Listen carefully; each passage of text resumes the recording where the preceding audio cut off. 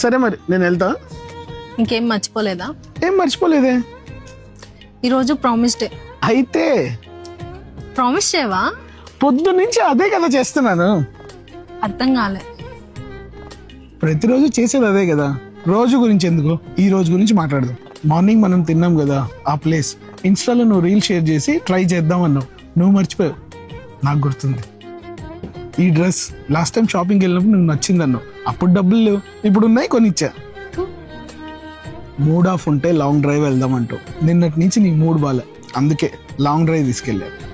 నువ్వేం నాకు చెప్పక్కర్లేదు. I understand your silence. నిన్ను హ్యాపీగా ఉంచడానికి ఎవ్రీ సెకండ్ ట్రై చేస్తా. దానికి ప్రామిస్ ఎందుకు? ఏంటి ప్రామిసే కదా, చెప్తా.